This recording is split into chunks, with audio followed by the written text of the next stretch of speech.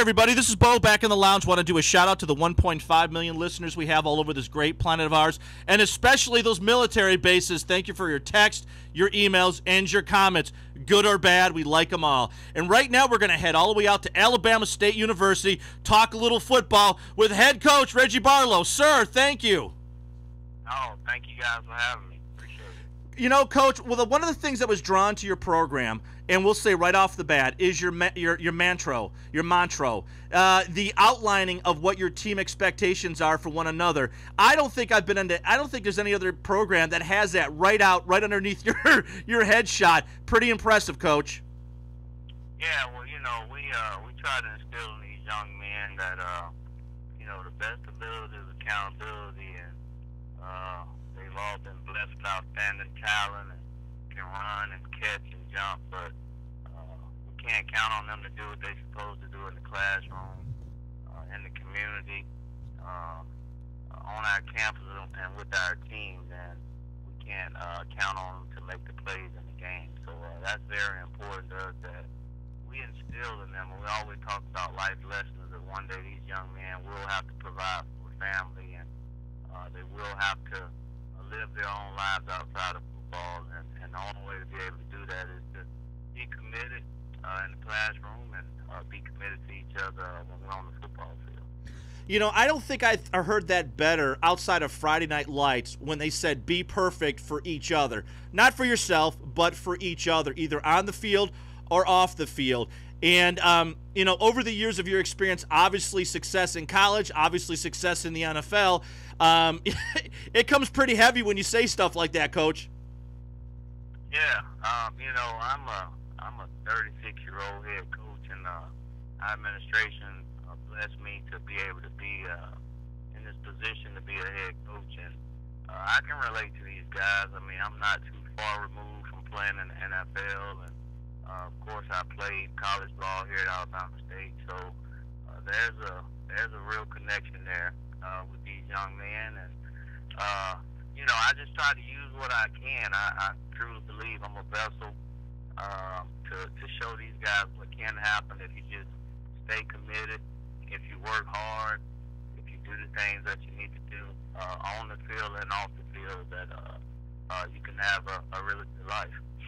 You know, Coach, one of the things we always look at is that whatever sports you play, the weaknesses that you have on the field will show up in the classroom. If you're solid in the classroom, it crosses over that you'll be solid on the football field. Football these days, in the last 20 years, is such a brain sport.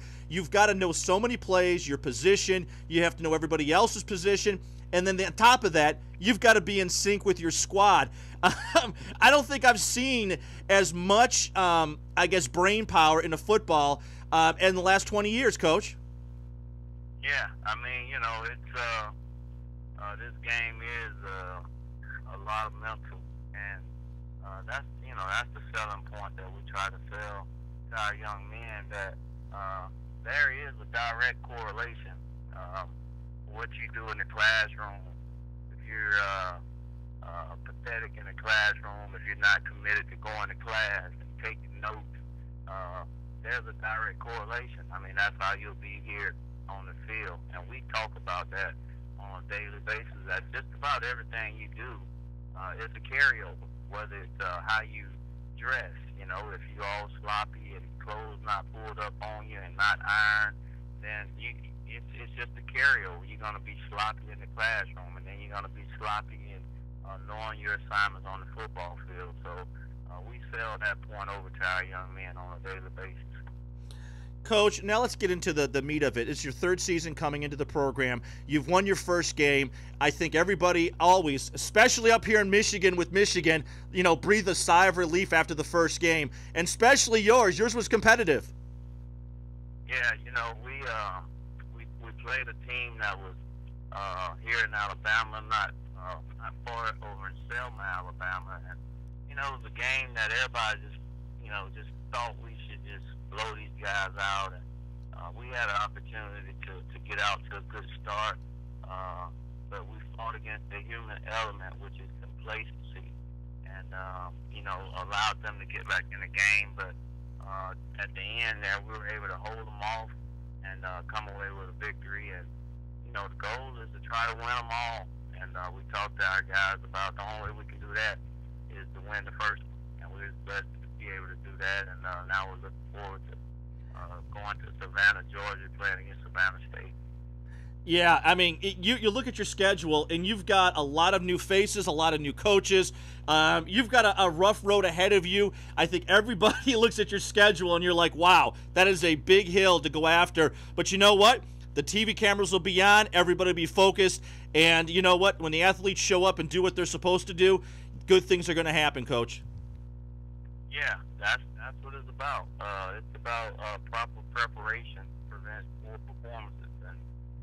We do know that our schedule is, whenever you're talking about our conference, the SWAC conference, there's a lot of parity there, and there's a lot of good teams, and we know it'll be competitive on a weekly basis. So, and then you throw in Tuskegee, who's our big-time rival. So it's going to be a challenging schedule, but we just got to continue to prepare and continue to work hard and believe in each other, and just taking care of the smallest details. And I've been encouraged over the last couple of days of practice. So hopefully these guys are getting it, and we'll continue to work.